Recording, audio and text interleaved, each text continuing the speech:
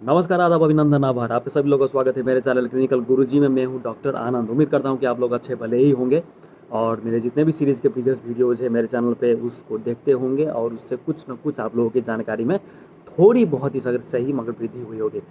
तो जैसे मैंने प्रीवियस वीडियो की सीरीज़ में कहा था कि शायद सेकेंड लास्ट या लास्ट वीडियो ही होगा जो हम लोग इस वीडियो की सीरीज़ में प्रेग्नेंट लेडीज़ को लेकर के उनके साथ उनके कॉम्प्लिकेशंस को लेकर के जो भी जेस्टेशनल पीरियड मतलब प्रेगनेंसी के दौरान फर्स्ट ट्राइमेस्टर, सेकंड ट्राइमेस्टर और थर्ड ट्राइमेस्टर के दौरान जो भी कुछ तकलीफ़ें आती है, जो कि मोस्ट कॉमन तकलीफ़ें हैं, मगर वो बहुत ही अगर सही समय पर इलाज ना किया जाए, सही समय पर कंसल्टेंट से बातचीत ना की जाए तो वो गंभीर समस्याओं में भी तब्दील हो सकती है। तो ऐसे कुछ हमने 3-4 विषयों में बात की है और आज भी एक बहुत ही ऐसे ही सीरीज़ में जोड़ते हुए एक बहुत ही इंपॉर्टेंट कड़ी के बारे में हम लोग बात करेंगे। Hypertension, blood pressure in pregnancy, जिसको हम लोग जेस्टेशनल हाइपरटेंशन भी बोलते हैं। ये बहुत ही इंपॉर्टेंट टॉपिक है और बहुत सारे लोग इग्नोर भी कर देते हैं। वैसे तो आजकल आप जनरली अवेयरनेस के कारण अब ये ब्लड प्रेशर को मॉनिटर करना, चाहे वो रूरल एरियाज हो, अर्बन एरियाज हो, ब्लड प्रेशर को कैसे फ्लक्चुएट होते हुए हम लोग कैसे कब हम लोग को कंसल्टेंट की सलाह लेनी चाहिए। आज लोग थोड़ा बहुत अवेयर हो रहे हैं मगर फिर भी ज़्यादातर लोग अभी भी अवेयर नहीं हो रहे हैं। तो कितना इंपॉर्टेंट होता है आप कहीं भी रहे, एटलीस्ट फार्मेसी में जाके कोई भी लोकल हेल्थ फैसिलिटी में जाकर अपना ब्लड प्रेशर मेजर करें। थोड़ा बहुत भी आप नॉर्मेलिटी अगर आपको हेल्थ जो एसोसिएटेड पर्सन है वो आपको बोले तो आपको कब तुरंत से तुरंत एक चिकित्सक से सलाह लेनी चाहिए, एक विशेषज्ञ कंसल्टेंट से आपको सलाह लेनी चाहिए। तो उसके बारे में हम थोड़ी बहुत बात करेंगे।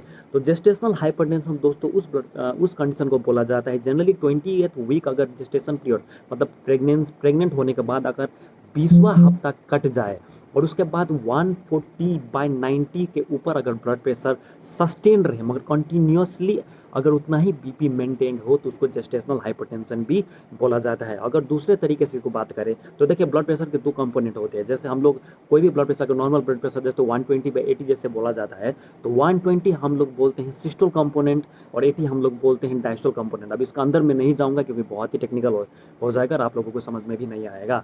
तो अगर सिस्टोल कंपोनेंट अगर मतलब ऊपर का न्यूमरेटर जो होता है अगर वो more than 60 mm of H मतलब एब्रप्ट मतलब अचानक से बढ़ जाए और नीचे का जो कंपोनेंट जो डिनोमिनेटर डायस्टोलिक ब्लड प्रेशर होता है वो अचानक से 30 mm ऑफ एच से बढ़ जाए तो उसको हम लोग abrupt rise in hypertension, abrupt rise in the blood pressure. और जनरली ये फ्लक्चुएशन इतना एब्रप्ट और सडन फ्लक्चुएशंस जेस्टेशनल पीरियड में जनरली प्रेग्नेंट लेडी में भी देखा जाता है। तो सिर्फ इसको ही नहीं करेंगे तो ये कैटेगोरिकली आ जाएगा आपका माइल्ड टू मॉडरेट हाइपरटेंशन के कंडीशन में। 140/90 का सस्टेन्ड बीपी राइज होना 20th वीक के प्रेगनेंसी के बाद उससे आगे भी हो सकता है मगर जनरली जो भी कुछ ट्रेंड देखा गया है 20th वीक के प्रेगनेंसी के बाद 140/90 अगर आपका सस्टेन्ड बीपी उतना ही आ रहा है तो ऐसा भी नहीं है कि एक बार मेज़र किया, एक बार मेज़र आप डॉक्टर के पास गए, आपने बोला कि डॉक्टर तो रूटीनली वैसे भी ब्लड प्रेशर मेज़र करता ही है। तो मान लीजिए कि शुरू में जाते वक्त ही 140/90 आपका बीपी आया तो उसको ही आधार नहीं मानना है। फर्स्ट रीडिंग आने के बाद थोड़ा बहुत रेस्ट लेना है, थोड़ा बहुत गैप देना है। एटलीस्ट हम लोग रेकमेंड करते हैं 6 आवर के गैप। फर्स्ट रीडिंग में अगर 6 आवर के गैप में भी उतना ही बीपी अगर वो उतना ही आए जो कि फर्स्ट रीडिंग में जितना हम लोगों ने रिकॉर्ड किया था, अगर दोनों रीडिंग में लगभग उतना ही proportionate rise in blood pressure आ रहा है तो वो जेस्टेशनल हाइपरटेंशन में काउंट होगा। पहली रीडिंग में कभी कभार क्यों हम लोग रिलाई नहीं करते हैं तो एक टर्म बोला जाता है, हम लोग मेडिकल लैंग्वेज को बोलते हैं व्हाइट कोट हाइपरटेंशन। मतलब कभी कभी ज़्यादातर लोगों को घबराहट हो जाती है। मतलब जैसे अपने घर परिवार के सामने होते तो वो बहुत अच्छे होते, मतलब जैसे ही डॉक्टर का नाम सुनते हैं, डॉक्टर से रेगुलर चेकअप करने की जब बात आती है तो बहुत सारे लोगों में घबराहट हो जाती है। ऐसे कारण एक फियर फ्लाइट और फ्लाइट रिस्पॉन्स होता है जो कि एड्रिनल का फंक्शन होता है, ये भी थोड़ा टेक्निकल हो जाएगा। उसके कारण बीपी सडन राइज हो जाता है। तो ऐसे में एक ही रीडिंग पर हम लोग रिलाई नहीं करते और ये सिर्फ जेस्टेशनल हाइपरटेंशन के केस में लागू नहीं होता। कि किसी भी ब्लड प्रेशर अगर पहली बार कोई ब्लड प्रेशर मेजर करने जा रहा है तो कोई भी डॉक्टर उसको फर्स्ट रीडिंग में ही सॉरी ये ब्लड प्रेशर का पेशेंट है और इसको फर्स्ट रीडिंग से के बाद ही हम लोग मेडिसिन देना कभी भी शुरू नहीं करेंगे। उसका कंटिन्यूस 2-3 बार हम लोग मेजरमेंट करेंगे और उसके बाद भी अगर कंटिन्यू उसका सस्टेन राइज उतना ही ज़्यादा आ रहा है, जैसे आजकल तो जनरली नॉर्मल ट्रेंड में जैसे आज का रीडिंग आपका हाई आया तो उसके बाद दूसरे दिन बुलाया जाता है, तीसरे दिन बुलाया जाता है। तो पहले तो डाइट कंट्रोल करने की बात होती है, अगर डाइट को कंट्रोल करने के बाद भी बीपी कंटिन्यूस राइज होता रहा तो हम लोग ब्लड प्रेशर बोलते थे। खैर ये तो नॉर्मल लोगों के लिए हो रहा है, हम लोग फिर डेविएट ना होते हैं और अपने टॉपिक से हम लोग बात करते हैं जेस्टेशनल हाइपरटेंशन से ही। तो जैसे मैंने आप लोगों को बोला, अगर 20वें हफ्ते कटने के बाद अगर 140/90 का continuous rise sustain rise BP में आ रहा है और ऐसे भी मेजर करें या सिस्टोलिक ऊपर का जो बीपी का जो ऊपरी भाग का जो नंबर होता है, अगर वो मोर देन 60 से बढ़ रहा है और निचली भाग जो है वो मोर देन 30 से बढ़ रहा है, वो लगातार मेंटेन उतना ही हो रहा है, तो उसको high blood pressure in the gestation कहेंगे। और वो सीवियर एक कैटेगरी भी होता है दोस्तों, जिसमें 160 और 110 हो जाता है, मतलब 160/110 बीपी मेजरमेंट होता है। सिस्टोल 160 पहुंच जाता है और डायस्टोल 110 पहुंच जाता है। तो ये तो हो गया। अगर आप जाके देखिए सबके घर में तो स्फिगोमैनोमीटर बीपी मेजर करने वाली मशीन तो होती नहीं है, तो जब वो जाके लोकल हेल्थ पोस्ट में मेजर करेंगे वो तब की बात है। मगर फिर भी कुछ ऐसे साइलेंट सिम्टम्स होते हैं जो कि हम लोगों को, स्पेशली जो प्रेग्नेंट लेडी को भी ध्यान देनी चाहिए और उसके साथ जो भी फैमिली मेम्बर्स उनको भी ध्यान देना चाहिए। जैसे शरीर का अचानक से बहुत ज़्यादा फूल जाना, पैर में बहुत ही सूजन हो जाना, पैर बहुत फूल जाना, और ये बहुत ही सडन इंक्रीज इन वेट होना। मतलब जैसे वेट तो एक नॉर्मल प्रोपोर्शनेट तरीके से प्रेगनेंसी के दौरान बढ़ती है, मगर बहुत ही जल्दी अगर वेट बढ़ रहा है तो वो उसका नेचुरल वेट नहीं होता है दोस्तों, वो होता है एक आपका उसको हम लोग बोलते हैं एडेमेटिक वेट। मतलब एडेमा के कारण शरीर स्वोलन होने के कारण ही उसका वेट गेन क्या होता है, जो कि एडेमा होता है बीपी बढ़ने के कारण से। कहने का मतलब ये है कि अगर आपने बीपी भी मेजर नहीं की है, मगर आपका अगर शरीर असामान्य रूप से अगर स्वेलिंग हो रही है, अगर बहुत ही असामान्य रूप से अगर किसी भी प्रेग्नेंट लेडी की वजन बहुत ही बढ़ रही है, तो एक बार इसको मॉनिटर करना चाहिए। और कोई भी आप कंसल्टेंट पर क्या पास जाएंगे तो वो सबसे पहली बार आपका ब्लड प्रेशर मेज़र करेगा, और उसके बाद अगर मान लीजिए कि ब्लड प्रेशर में कोई भी उतना ज़्यादा सडन राइज नहीं हुआ है तो उसको वो कुछ नहीं करेगा। अगर ब्लड प्रेशर में सस्टेन राइज हुआ तो उसमें मेडिकेशंस देनी पड़ती हैं, क्योंकि स्पेशली जो थर्ड ट्राइमेस्टर जो अपने जो लास्ट के 3 मंथ में जो अप्रोच करती हैं प्रेग्नेंट लेडी, और उसमें आपका ब्लड प्रेशर जो राइज हो जाए। जनरली देखिए ब्लड प्रेशर का जेस्टेशनल हाइपरटेंशन भी 2 डेफिनेशंस में आती हैं, 2 कैटेगरी में बांटी जाती है। मोटा मोटी सुन लीजिए, इसका अंतर में ज़्यादा जाऊँगा नहीं। एक प्री क्लैम्सिया बोली जाती है, एक इक्लैम्सिया बोली जाती है। तो अगर प्रेग्नेंट लेडी के यूरिन टेस्ट हम लोग जांच करते हैं, तो यूरिन टेस्ट में अगर 24 आवर का जो प्रोटीन सेक्रेशन है, अगर वो 0.3 ग्राम से ज़्यादा हो, अगर मतलब बीपी भी 140/90 हो और उसके साथ साथ अगर प्रोटीन्यूरिया भी हो, मतलब प्रोटीन का सेक्रेशन यूरिन में ज़्यादा हो, तो उसको हम लोग बोलते हैं प्री इक्लैम्सिया।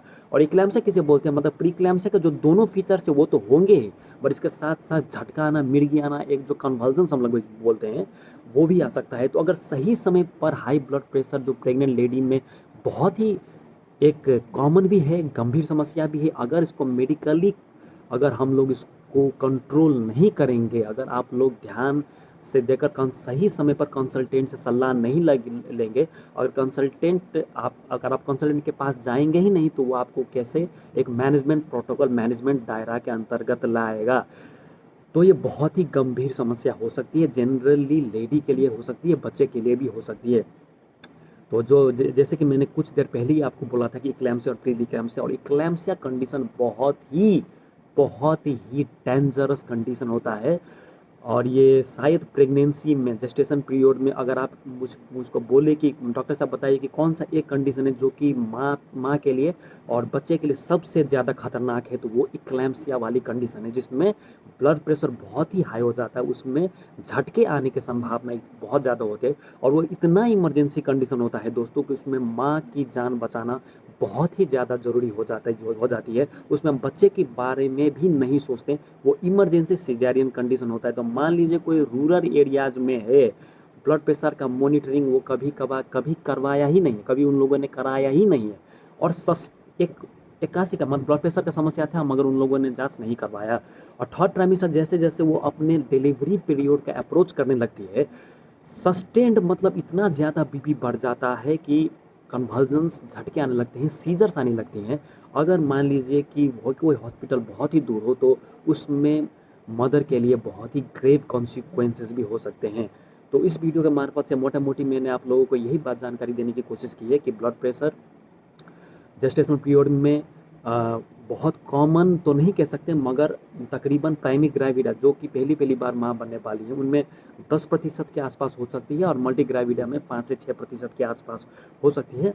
मगर इसका कंटिन्यूस मॉनिटरिंग करना बहुत ही ज़्यादा आवश्यक है, और कोई थोड़ा भी सस्टेन्ड राइज अगर बीपी में लगे, जो कि आपको लोकल हेल्थ प्रैक्टिशनर जिसके पास जाकर के आप अपना बीपी मेज़र करवा रहे हैं, अगर वो आपको बोले कि मैडम हमको लगता है कि आपका बीपी सस्टेन राइज हो रहा है, हमको कुछ इसमें दिक्कत लग रही है, तो आप तुरंत एक जो कंसल्टेंट होते हैं ऑब्स गायनी उनके पास जाएं, उचित सलाह लें, और वो जो भी आपको जो भी टेस्ट करवाने के लिए कहें, चाहे वो यूरिन आउटपुट का टेस्ट हो गया, प्रोटीन वगैरह का टेस्ट हो गया, ठीक है, और इस जो भी टेस्ट करवाने के लिए कहें उनको टेस्ट करवाएं, और उसके साथ जो भी एसोसिएटेड मैनेजमेंट प्रोटोकॉल के अंतर्गत वो दायरे में आपको लाएं, उसको कंप्लीट फॉलो करें। तो इस बात का बिल्कुल भी इग्नोर ना करें। अगर आपके पास घर में ही स्फिग्मो मैनोमीटर है तो कोई भी टेंशन लेने की बात नहीं है। अगर किसी को मेज़र करना आता है तो बहुत ही अच्छी बात है, मगर आपके फैमिली मेम्बर में कोई भी हेल्थ लाइन से एसोसिएटेड कोई भी नहीं है तो लोकल फार्मेसी में जो आपके घर के आसपास है वहाँ पर जाएं, अपना बीपी मेज़र करें, और थोड़ा बहुत भी शंका और डाउट हो तो तुरंत एक कंसल्टेंट से सलाह लें। तो उम्मीद करता हूँ कि आप लोगों को ये वीडियो पसंद आई होगी। अगर ये वीडियो पसंद आई तो उसको लाइक कीजिए, मेरे चैनल को सब्सक्राइब कीजिए, और कोई भी नेक्स्ट टॉपिक के बारे में आप लोग मुझसे पूछना चाहते हैं या राय लेना चाहते हैं, और ये एजुकेशनल वीडियो मेरे तरफ से आप लोग देखना पसंद करते हैं, तो आप मुझे कमेंट सेक्शन में बता सकते हैं। तो आज के लिए फ़िलहाल इतना ही। धन्यवाद।